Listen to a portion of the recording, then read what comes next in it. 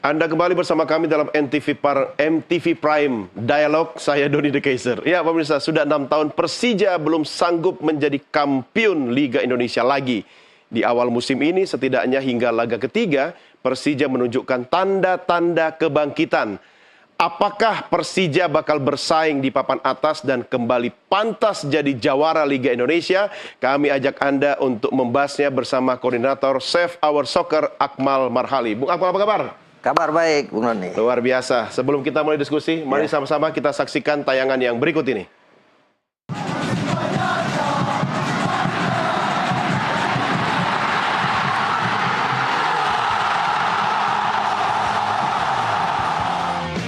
Ini momen pesta juara Persija di Stadion Gelora Bung Karno, Jakarta tahun 2018 silam. Saat itu Macan Kemayoran juara Liga 1 sehingga menambah koleksi trofinya menjadi 2. Setelah itu Persija belum berkokok atau masuk periode suram. Di musim 2024-2025 Persija memulai start yang bagus. Di laga terakhir menang 2-1 atas Persis Solo di Jakarta International Stadium.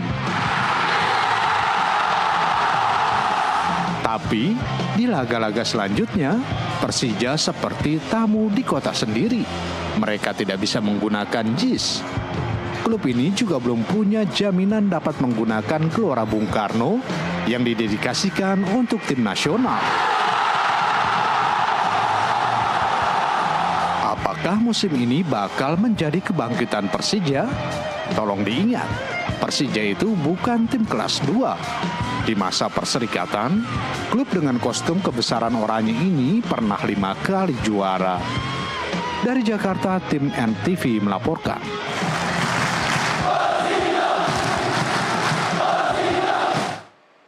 Oke, Bung Akmal, tapi ini video 6 tahun lalu. Betul. Habis itu saya belum pernah lihat lagi Persija seperti apa. Ada apa dengan Persija menurut Anda? Ya, problem Persija adalah yang pertama sebelumnya setelah mereka juara 2018, problem pertama adalah masalah keuangan, masalah finansial. Problem kedua adalah mereka hidup nomaden gitu kan. Tidak bisa main di Jakarta, main di Stadion Patriot Bekasi, kadang main di Stadion Manahan Solo, kadang main di Bali. Karena tidak ada stadion yang bisa digunakan. Ada Gelora Bung Karno Senayan, tapi beberapa kali ingin digunakan, tapi berbenturan dengan agenda-agenda kegiatan di luar sepak bola di GBK, sehingga kemudian tidak bisa main di Jakarta. Ini problem Persija. Ketika sebuah tim dengan supporter fanatik tidak bisa main di kandang sendiri, ini akan setidaknya menggerus setidaknya 50% dari kekuatan mereka, karena kekuatan sepak bola Indonesia itu ada di supporternya. Gitu.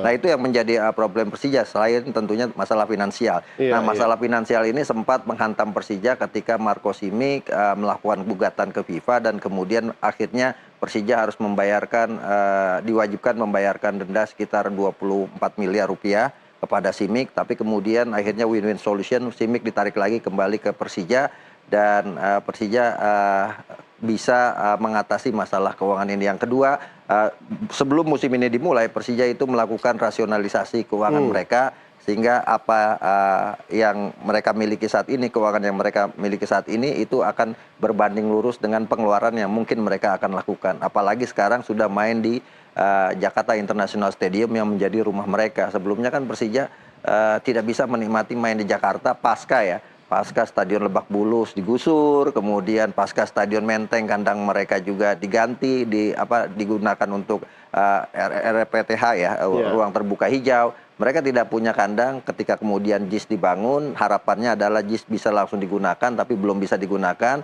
Baru akhirnya musim ini untuk pertama kali Persija menggunakan Jakarta International Stadium. Jadi kalau auranya, apakah Persija bisa juara musim ini? Aura kesana ada. Kenapa ada? Karena mereka akan main di kandang sendiri, dan itu akan mendapatkan dukungan penuh supporternya. Tapi kok mirip-mirip ya nasibnya sama Arema FC ya? Nomaden. Bisa belajar atau magang sama Arema FC. Tapi persoalan internal juga sangat mempengaruhi ya. Bisa nggak faktor-faktor non-teknis tadi mempengaruhi psikis pemain, kemudian soliditas tim? Ya, seperti pernah kita bahas sebelum-sebelumnya di tim-tim lain gitu. Kalau masalah gajian terlambat itu pasti mempengaruhi psikis pemain, mempengaruhi psikologi pemain, mempengaruhi mental pemain. Artinya tim yang mampu menjaga kesehatan keuangannya, ini tim-tim yang mampu untuk bisa berada di zona juara. Dan kalau lihat musim ini Persija itu beberapa pemainnya dilepas, Aji Kusuma dilepas, kemudian beberapa pemain mudanya dilepas karena ingin melakukan penyesuaian atau penyeimbangan raca keuangan mereka. Karena sekarang musim ini PT Liga Indonesia memberlakukan salary budget itu 50 miliar. Lebih dari itu tidak boleh atau melanggar aturan. Nah, ini yang kemarin dilakukan oleh Persija. Yang kedua, yang saya lihat Persija tidak banyak melakukan perombakan pemain secara besar-besaran dibandingkan tim lain. Mereka hanya menambah bisa dikatakan menambah 3 pemain baru, itu pun pemain asing. Ramon Bueno di lini tengah, kemudian Ruben Dias di belakang, dan kiper Carlos Eduardo yang diharapkan bisa menggantikan peran Andri Tani yang sudah uzur atau sudah dimakan usia. Dari segi materi pemain lokal mereka cukup bagus, ada di belakang Rizky Ridho Ferrari yang semakin matang, kemudian ada di tengah Witan Sulaiman, Rico Simanjuntak, ada Firza Andika, ada pemain-pemain yang sekarang sedang sedang mencuat di tim nasional di usia muda. Ada Doni Tri Pamungkas. Kemudian di depan ada Marco Simic dan juga ada ada Almeida yang diharapkan Gustavo Almeida ini diharapkan bisa menjadi lini depan yang berbahaya buat Persija, dan itu sudah dibuktikan di 3 pertandingan awal ya, di mana Persija menang 3-0 ketika berhadapan dengan Barito Putra, kemudian imbang 0-0 melawan Persita, dan terakhir di kandang sendiri JIS mereka menang 2-1 melawan Persis Solo. Artinya kalau Persija bisa sapu bersih semua laga kandang di JIS, peluang juaranya sangat besar. Artinya dari 3 laga menang 2, 1 seri itu gejala bagus atau aura bagus seperti yang Anda sampaikan tadi. Betul. Tinggal kata kuncinya apa nih? Kata kuncinya adalah konsistensi, gitu kan. Konsistensi dalam sisi penampilan, konsistensi dari sisi dukungan dari Jackmania, dan termasuk diantaranya konsistensi dalam hal keuangan plus dukungan pemerintah daerah tentunya, karena kan ini kan JIS ini kan milik pemerintah daerah gitu. Ini yang kemudian apakah tapi lebih menang buat konser ya? Ya itu yang kemudian kan harus Jakarta ini harus punya pemimpin yang berorientasi kepada kegiatan olahraga. Salah satunya adalah memberikan ruang sebesar-besarnya kepada kegiatan olahraga, penggunaan fasilitas olahraga untuk olahraga gitu. Sehingga kemudian itu yang dulu dialami Persija, mau main di Jakarta ada konser harus pindah. Sekarang JIS harusnya bisa dikelola oleh Persija Jakarta sehingga atur misalnya mau dipakai konser itu tidak akan berbenturan dengan jadwal-jadwal Persija. Nah, kalau itu bisa dilakukan, saya pikir Persija akan menjadi salah satu tim yang berpotensi menjadi juara di akhir musim ini, dan menjadi setidaknya gengsi mereka dengan Persib. Persib kan Liga Indonesia 3 kali juara, 1994, kemudian 1995, kemudian 2014, 2024. Persija baru 2 kali juara, 2001 dan 2018. Artinya nih kepersaingan Jakarta-Bandung ini akan sangat luar biasa. Ini bahasanya kok bahasa pilkada ya? Apalagi yang mau maju di Jakarta ini kan pelindungnya Bobotoh. Nah, emang problemnya di situ gitu kan. Ketika ada pilkada itu di setiap daerah, ketika ada pilkada mereka sangat amat tergantung kepada pemimpin daerahnya. Kalau pemimpin daerahnya memberikan dukungan penuh kepada timnya, itu potensi untuk jadi juara sangat besar. Dan itu yang terjadi ya. Dulu ketika era APBD masih bisa digunakan di sepak bola, Bung Doni, kita bisa tebak siapa juara akhir musim. Kenapa? Siapa yang mau pilkada di situ yang juara. Sponsor utama ya. Karena calon gubernur, wali kota, bupatinya mereka yang mensponsori tim itu. Gitu. Iya, tapi entah itu Jackmania atau Bobotoh ya harus lebih bijaksana lagi mendengarkan janji-janji calon. Karena Bung Akmal tahu dong bedanya pilkada sama pilkabe kan? Kalau pilkada sudah jadi suka lupa. Kalau pilkabe lupa jadi. Kita akan bahas tadi soal supporter juga sangat penting. Apalagi soal supporter yang kata Anda 50% ya. Hampir ya pengaruhnya ya pada mereka pemain. Disebutkan nyawa ke-12 gitu kan. Jadi pemain ke-12 di sebuah tim ya supporter. Nah, berarti kalau 6 tahun terakhir kalau kita lihat Persija ini nanggung banget, kentang banget, paling runner up begitu. Itu salah satunya juga kena nomaden sama supporter. Betul. Dan salah satunya juga ya faktor keuangan juga, itu keuangan yang tidak begitu sehat. Nah, inilah yang menurut saya pentingnya peran dari pemerintah daerah ke depan. Ketika misalnya Persija punya gubernur yang peduli kepada Persija, itu akan sangat potensial untuk mendongkrak Persija Jakarta. Emang siapa yang peduli dengan Persija? Ya kita nggak tahu kan, nggak tahu siapa yang mau kampanye ini sekarang. Mau maju. Faktor pelatih Spanyol oke enggak? Ya, saya lihat pelatih ini masih muda, Carlos Pena, dan dia punya pendekatan yang cukup bagus. Bahkan kalau saya lihat dia lebih lebih dinamis dibanding eranya Thomas Doll gitu. Persija ini kan tim yang selalu mendatangkan pelatih-pelatih yang punya nama gitu kan. Ya Thomas Doll, siapa yang tidak kenal mantan pemain tim nasional Jerman, bahkan di musim pertamanya membawa Persija peringkat kedua gitu. Tapi di musim kedua ketika itu sulit main di kandang, kemudian kondisi keuangan finansialnya tidak begitu sehat, akhirnya kan terseok-seok. Nah sekarang dengan kondisi keuangan yang sudah distabilkan, kemudian dengan main di stadion sendiri, kan mimpi Persija selama ini adalah main di stadion di Jakarta International Stadium. Kenapa? Karena itu memang stadion yang dulunya digunakan atau sebagai alat ruslah dari digusurnya Stadion Lebak Bulus dan digusurnya Stadion Menteng. Mereka menunggu itu semua. Gitu.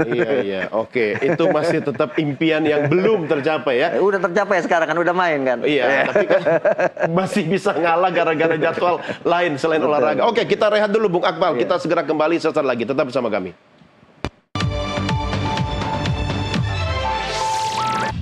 Kita lanjutkan diskusi kita. Saya tengah berbincang dengan Bung Akmal Marhali. Kita lihat dulu Bung Akmal ini grafis bagaimana perjalanan Persija berikut ini. Ya, ini masa-masa emas Persija dimulai pada tahun 1991 ini di era Perserikatan sampai tahun 1994 ya. Memang nama Persija ini selalu berada di tempat teratas ya. Disusul dengan PSMS, kemudian PSM Makassar, Persebaya itu runner up-nya. Dan PSMS juga. Oke, lanjut kita lihat lagi. Kemudian di era Liga Indonesia, divisi utama tahun 94 sampai 2008. Persija merajai Liga tahun 2001. Runner up-nya PSM Makassar. PSM juga belum punya stadion loh sekarang. Iya, makanya main salah kena milik yayasan kan. Banyak yang senasib kayaknya. Nah, ini masa jaya di era Liga Super tahun 2008 sampai 2015, masa jayanya nihil. Nggak tahu kenapa ini, Bung. Kenapa kok tidak ada nih di 2008 sampai 2015? Ya, sebenarnya ini kan problem 2008 sampai 2015 itu tadi peralihan dari masa tidak bisa menggunakan APBD. Ya kan, klub-klub itu tidak boleh lagi menggunakan APBD karena keluar Permendagri bahwa klub profesional tidak boleh pakai APBD, sehingga kemudian klub-klub perserikatan yang biasanya menggunakan dana APBD masih gampang untuk cari dana kemana ini. Kaget gitu, ya transisi kaget, transisi itu. Ya, sementara di Liga 1 dari 2007 sampai sekarang ini Persija juara di 2018. Nah, itu tadi yang foto terakhir kita lihat itu. Ya kan? Sampai sekarang sudah 6 tahun belum ada lagi kita lihat foto Persija itu mengangkat trofi gitu kan. Oke, saya ajak Anda juga, kita lihat ada beberapa komentar dari masyarakat. Komunitas supporter Jakmania membuat poster penolakan terhadap Kang Emil, Ridwan Kamil. Kemudian ada poster, emang lu rela Jakarta dipimpin Bobotoh, ya kan? Nah, ada juga yang bikin boykot Ridwan Kamil. Pemirsa, by the way, kita tidak membahas politik ya di sini ya. Bung Akmal bukan calon kepala daerah ya, tapi kita membahas tentang dampak politik pada olahraga juga terjadi ternyata. Ada juga nih, ya. Kemudian disebarkan poster-poster ini di kawasan JIS, Jakarta International Stadium. Nah, bagi seorang Jakmania, mendukung kandidat gubernur itu juga sama dengan mendukung masa depan Persija. Betul. Ya. Bagaimana Bung Akmal Anda melihat soal ini? Ya, jadi gini, dulu ketika APBD digunakan untuk sepak bola profesional, maka ini menjadi supporter sepak bola itu menjadi mesin ya, mesin massa untuk seseorang yang sedang mengejar jabatan untuk bisa menguasainya. Seperti misalnya dulu 2003, dimulai dari 2003 Persik Kediri juara, langsung Pak Haji Maskut naik lagi jadi wali kota. 2004 Persebaya juara, Pak Bambang Deha jadi wali kota. Kemudian 2005 Pak Persipura juara, Pak MR Kambu naik jadi wali kota Jayapura. Kemudian 2006 harusnya yang juara itu ada sedikit ini, finalnya kalah akhirnya, harusnya PSIS yang juara, tapi kemudian diambil oleh Persik Kediri. Faktanya kemudian Pak Sukawis Tarip naik lagi jadi wali kota Semarang. 2007 Gilan Sriwijaya, Pak gubernur naik sebagai terpilih ketika Sriwijaya juara. Sampai 2010 Pak Rendra Kresna jadi bupati Malang, Arema juara. Artinya dulu bukan kebetulan ada sinkronisasi antara juara liga dengan siapa yang akan pilkada di sana gitu. Artinya sejauh ini dengan massa yang sangat besar, dengan jumlah pendukung yang sangat besar, maka ini akan menjadi daya tarik sendiri orang-orang yang akan maju untuk kontestasi pemilihan kepala daerah. Merawat supporter sama dengan merawat konstituen ya dalam kontestasi politik ya. Itu dia. Artinya itu harus dipahami oleh siapapun yang mau maju pilkada di Jakarta. Betul. Tapi persoalan utama bukan cuma soal stadion, apalagi misalnya. Ya, yang paling penting adalah kalau saya kan selama ini sering melakukan sosialisasi peraturan daerah nomor 1 tahun 2016 tentang keolahragaan. Gitu kan, bagaimana pemerintah daerah punya tanggung jawab besar untuk melakukan pembinaan dan pengembangan olahraga setiap daerah.